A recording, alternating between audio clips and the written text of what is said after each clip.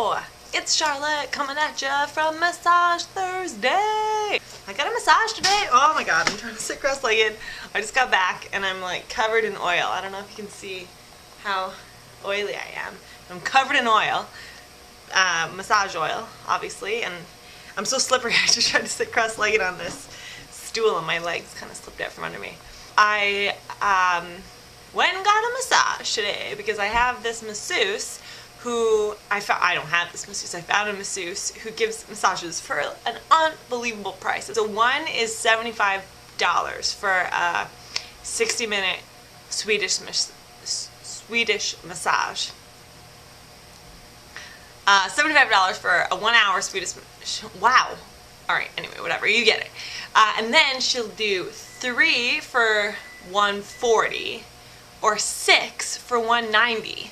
And then, I mean, it goes up. I think there's like a 12, and I don't even know what the price is. So anyway, she's great. I should say that too. She's great. Obviously, if they're cupping massages, it wouldn't really be worth it. But she's great. So this is like my, I don't know, 5th or 6th one with her since I've been here, which I've been here for like 9 months now. So that's not too bad. So I just wanted to say I love massages, and I wanted to talk a little bit about it because I was recently reflecting on my bouts of depression over the past, I don't know, well, I guess since I've been getting depression. I guess I had my first major bout when I was in 4th year university, so probably, I might have been starting in 1st year. Anywho, so 19 to 21, 22, something like that. And I was looking back and realizing that a lot of them have really become manifest, I guess, in September.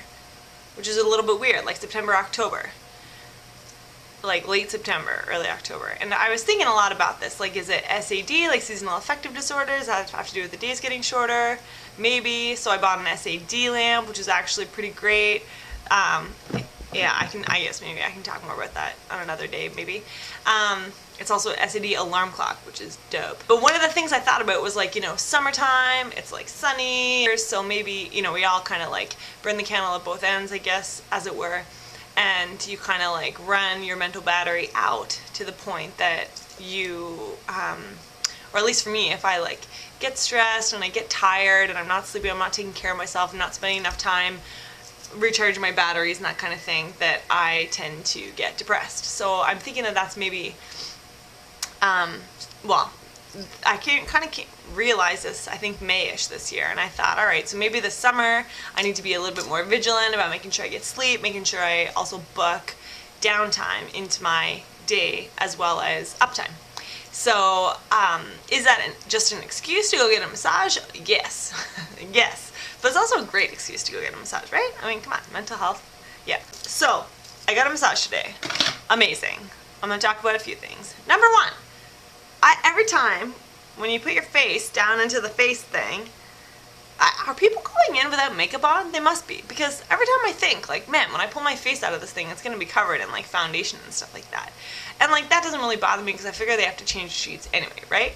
But then, you know what really, well, so I try to get around this every time, and I think I'm just going to give up, is mascara crumpage, squishage, mascara. It kills your mascara. So I think this eye is worse.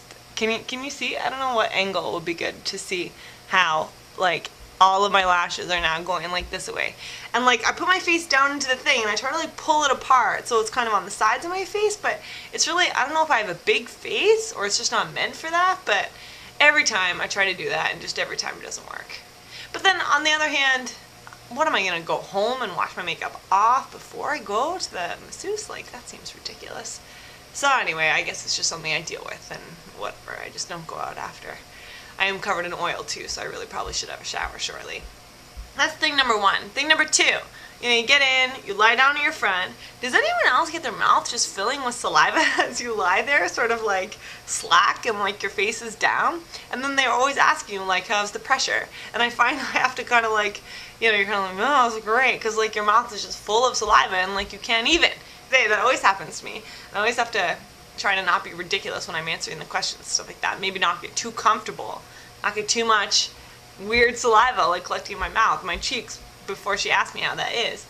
But today, I don't even know what happened. She's massaging like around my neck near the beginning, and somehow like kind of pushed down on my throat, and for whatever reason made me have to like swallow. But then I realized I had so much saliva in my mouth that I ended up making like a weird noise with my mouth, like somewhat of a like a I don't even know, like a high-pitched squeak noise. And I don't know what, I don't think she would have thought, oh, she's swallowing saliva. Like I don't know what she thought.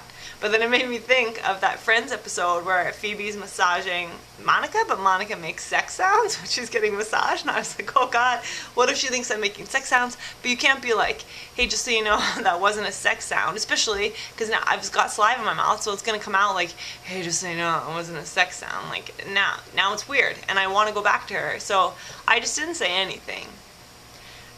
I don't know if that was better or worse.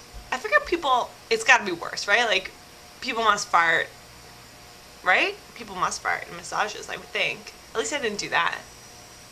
And then the third thing that was awkward about me and my massage today was that I had not shaved my legs. I had not shaved my legs I probably last shaved my legs when I was in Canada, so that would have been like a solid 5 days ago. Yeah. And actually I thought today, at one point I was talking to someone and I crossed my legs and I ended up like reaching down for some reason and touching my leg. I thought, oh boy, I really need to shave my legs. But then I didn't think about it. Oh, it just got a little bit dark in here. That's a whole nother topic. I'll do that at the end.